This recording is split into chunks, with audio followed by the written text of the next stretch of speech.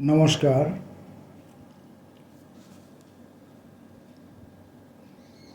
রবীন্দ্রনাথের জীবন স্মৃতি থেকে আমাদের পাঠ পর্ব চলছে। আগের ভিডিওতে আমরা রবীন্দ্রনাথের রচনা প্রকাশ পর্বটি পাঠ করেছিলাম। সেখানে একটি জ্ঞানাঙ্কুর নামে একটি কাগজে তার লেখালেখির সূচনা, এবং সেই কাগজেই একটি গ্রন্থ সমালোচনামূলক লেখার ইতিবৃত্ত তিনি আমাদের জন্য লিখে রেখে গেছেন, যা আমাদের এই ছোট ছোট পিঁপড়ে সম আমাদের মানুষের সাহিত্য জীবনের যে অভিজ্ঞতা, সেখানেও ওই অভিজ্ঞতার সঙ্গে যেন খানিকটা সাযুজ্য আমরা খুঁজে পেয়েছি। আগের দিন এ বিষয়ে বিস্তারিত বলেছি। আজকের পর্বটি ভানু সিংহের কবিতা। পূর্বেই লিখিয়াছি, শ্রীযুক্ত অক্ষয়চন্দ্র সরকার ও শারদাচরণ মিত্র মহাশয় কর্তৃক সংকলিত প্রাচীন কাব্য সংগ্রহ আমি বিশেষ আগ্রহের সহিত পড়িতাম। তাহার মৈথিলী মিশ্রিত ভাষা আমার পক্ষে দুর্বোধ ছিল, কিন্তু সেজন্যই এত অধ্যাবসায়ের সঙ্গে আমি তাহার মধ্যে প্রবেশ চেষ্টা করিয়াছিলাম। গাছের বীজের মধ্যে যে অঙ্কুর প্রচ্ছন্ন ও মাটির নিচে যে রহস্য অনাবিষ্কৃত, তাহার প্রতি যেমন একটি একান্ত কৌতূহল বোধ করিতাম, প্রাচীন পদকর্তাদের রচনা সম্বন্ধেও আমার ঠিক সেই ভাবটি ছিল। আবরণ মোচন করিতে করিতে একটি অপরিচিত ভাণ্ডার হইতে একটি আধটি কাব্যরত্ন চোখে পড়িতে থাকিবে, এই আশাতেই আমাকে উৎসাহিত করিয়া তুলিয়াছিল। এই রহস্যের মধ্যে তলাইয়া দুর্গম অন্ধকার হইতে রত্ন তুলিয়া আনিবার চেষ্টায় যখন আছি, তখন নিজেকেও একবার এইরূপ রহস্য আবরণে আবৃত করিয়া প্রকাশ করিবার একটা ইচ্ছা আমাকেও পাইয়া বসিয়াছিল। ইতিপূর্বে অক্ষয়বাবুর কাছে ইংরাজ বালক কবি চ্যাটার্টনের বিবরণ শুনিয়াছিলাম। তাহার কাব্য যে কিরূপ তাহা জানিতাম না, বোধ করি অক্ষয়বাবুও বিশেষ কিছু জানিতেন না, এবং জানিলে বোধ হয় রসভঙ্গ হইবার সম্পূর্ণ সম্ভাবনা ছিল। কিন্তু তাহার গল্পটার মধ্যে যে একটা নাটকীয়ানা ছিল, সে আমার কল্পনাকে খুব সরগরম করিয়া তুলিয়াছিল। চ্যাটার্টন প্রাচীন কবিদের এমন নকল করিয়া কবিতা লিখিয়াছিলেন যে অনেকেই তাহা ধরিতে পারে নাই। অবশেষে 16 বছর বয়সে এই হতভাগ্য বালক কবি আত্মহত্যা করিয়া মরিয়াছিলেন। আপাতত ওই আত্মহত্যার অনাবশ্যক অংশটুকু হাতে রাখিয়া কোমর বাঁধিয়া দ্বিতীয় চ্যাটার্টন হইবার চেষ্টায় প্রবৃত্ত হইলাম। একদিন মধ্যাহ্নে খুব মেঘ করিয়াছে। সেই মেঘলা দিনের ছায়াঘন অবকাশের আনন্দে বাড়ির ভিতরে এক ঘরে খাটের উপর হইয়া পড়িয়া একটা স্লেট লইয়া লিখিলাম, গহন কুসুম কুঞ্জ মাঝে। লিখিয়া ভারী খুশি হইলাম। তখনই এমন লোককে পড়িয়া শুনাইলাম, বুঝিতে পারিবার আশঙ্কা মাত্র যাহাকে স্পর্শ করিতে পারে না।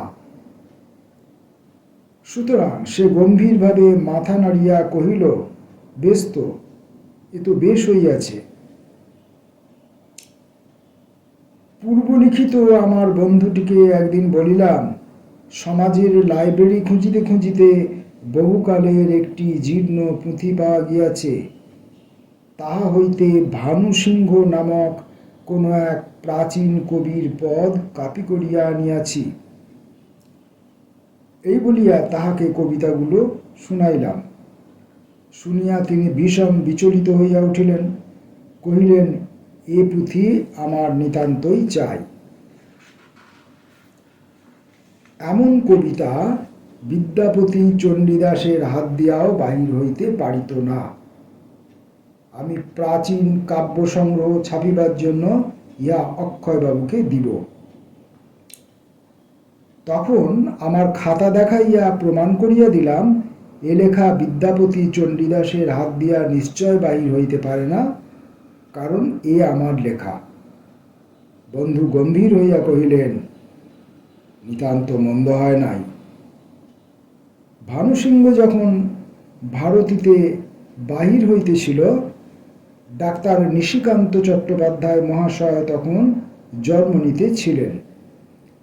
তিনি ইউরোপীয় সাহিত্যের সহিত তুলনা করিয়া আমাদের দেশের গীতিকাব্য সম্বন্ধে একখানি চটি বই লিখিয়াছিলেন। তাহাতে ভানুসিংহকে তিনি প্রাচীন পদকর্তা রূপে যে প্রচুর সম্মান দিয়াছিলেন, কোনো আধুনিক কবির ভাগ্যে তাহা সহজে জোটে না। এই গ্রন্থখানি লিখিয়া তিনি ডাক্তার উপাধি লাভ করিয়াছিলেন। ভানুসিংহ যিনি হন, তাহার লেখা যদি বর্তমান আমার হাতে পড়িত, তবে আমি নিশ্চয়ই ঠকিতাম না, একথা আমি জোর করিয়া বলিতে পারি। উহার ভাষা প্রাচীন পদকর্তার বলিয়া চালাইয়া দেয়া অসম্ভব ছিল না, কারণ এ ভাষা তাহাদের মাতৃভাষা নহে, ইহা একটা কৃত্রিম ভাষা। ভিন্ন ভিন্ন কবির হাতে ইহার কিছু না কিছু ভিন্নতা ঘটিয়াছে, কিন্তু তাহাদের ভাবের মধ্যে কৃত্রিমতা ছিল না। ভানুসিংহের কবিতা একটু বাজাইয়া বা কষিয়া দেখিলেই তাহার মেকি বাহির হইয়া পড়ে। তাহাতে আমাদের দেশি নহবতের প্রাণ গলানো ঢালা সুর নাই, তাহা আজকালকার সস্তা আর্গিনের বিলাতি টুংটাং মাত্র।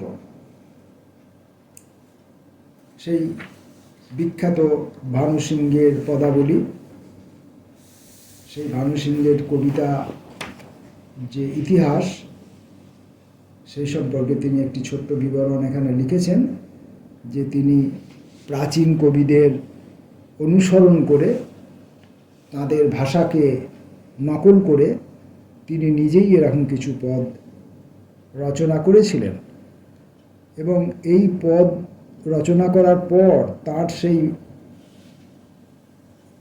পূর্বোক্ত তার যে বন্ধু তার ওই আগের দিনে তার ওই গ্রন্থ সমালোচনা সম্পর্কে বিভিন্ন রকম মতবাদ করেছিলেন, এবং ভুবনমোহিনীর কাব্য প্রতিভায় যিনি মুগ্ধ ছিলেন, সম্ভবত সেই বন্ধুর কথাই কবি এখানে বলেছেন। তার কাছে যখন এই ভানুসিংহের পদাবলী শোনানো হলো এবং বলা হলো যে লাইব্রেরি খুঁজতে খুঁজতে প্রাচীনকালের জীর্ণ পুঁথি থেকে এটা সংগ্রহ করা হয়েছে, তখন তিনি খুব মুগ্ধ হয়ে পড়লেন, এবং তিনি এটা প্রকাশ করার জন্য, এই কবিতাগুলি প্রকাশ করার জন্য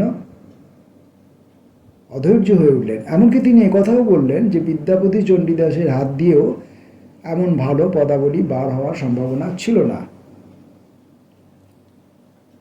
তারপর যখন রবীন্দ্রনাথ স্বীকার করলেন, দেখালেন খাতা খুলে যে এটা আর বিদ্যাপতি বা চণ্ডীদাস কারুরই লেখা নয়, এটা স্বয়ং তাঁরই লেখা, তখন আবার সেই বন্ধুই, যেহেতু তিনি আগে ভালো বলে ফেলেছিলেন, তাই আর কথা ফিরিয়ে নেবার উপায় না থাকায় গম্ভীর হয়ে বললেন, নিতান্ত মন্দ হয় নাই। অর্থাৎ মন্দ হয়েছে বলতে পারলেই যেন তিনি খানিকটা খুশি হতেন। অর্থাৎ নিজে যে নিজের কাছে ঠকে গেলেন, নিজের জ্ঞানের কাছে, নিজের কাব্য সচেতনতার কাছে নিজে যে উপহাসাস্পদ হলেন, সেটাকে তিনি তার মেনে নিতে কষ্ট হয়েছিল। এবং আরও একটি ব্যাপার, বিস্ময়ের ব্যাপার, যে সেই ভানুসিংহের যখন সেগুলো ভারতীতে প্রকাশিত হচ্ছিল, সেগুলো নিয়েই জার্মানিতে বসবাসকারী এক বাঙালি নিশিকান্ত চট্টোপাধ্যায় তিনি গবেষণা করে ফেললেন, এবং গবেষণা করে তিনি ডক্টরেট উপাধি পেয়ে গেলেন। অথচ রবীন্দ্রনাথ নিজে তাঁর সেই ভানুসিংহ যে কবিতা বলি সেগুলোর সম্পর্কে তিনি নিজে খুব একটা সন্তুষ্ট ছিলেন না। তিনি বলেছেন যে আজকালকার সস্তা অর্গিনের বিলাতি টুংটাং মাত্র, তাতে নহবতের প্রাণ গলানো সুর ঢালা সুর নেই। বলছে ভানুসিংহের কবিতা একটু বাজাইবা বা কষিয়া দেখিলেই তাহার মেকি বাহির হইয়া পড়ে। কবি নিজের লেখা সম্পর্কেই চেষ্টিত যে লেখা, নকল করে যে লেখা, সেই লেখার উপরে নিজে তিনি যেখানে এরকম সমালোচনা করছে, অন্যদের আচরণ সেখানে খুবই মানে মানে কবিতা, কাব্য চেতনা, কাব্যের ইতিহাস, কাব্যের ভাষা, এইসব সম্পর্কে যে সমালোচকরা এবং গবেষকরা যথেষ্ট পরিমাণে দক্ষ ছিলেন না, যথেষ্ট পরিমাণে জ্ঞাত ছিলেন না, সেটা এই ইতিহাস থেকে পরিষ্কার হওয়া গেল। যেটা আমাদের এই সময়েও যারা গবেষক তারা যখন নিজেরা কবিতা লিখতে বসেন, তাদের কবিতার ভাষা, তাদের কবিতার গঠন, তাদের কবিতার বুনন, তাদের কবিতার অভিজ্ঞতা, এসব দেখলে আমরা স্পষ্ট সেটা অনুভব করতে পারি। যাই হোক, এই ছিল জীবন স্মৃতিতে ভানুসিংহের কবিতা সম্পর্কে রবীন্দ্রনাথের নিজস্ব মতামত। আজকের পর্বটি আমরা এখানেই শেষ করব। পরের দিন অন্য একটি পর্বে, অন্য একটি ভিডিওতে আবার দেখা হবে। ততক্ষণের জন্য নমস্কার।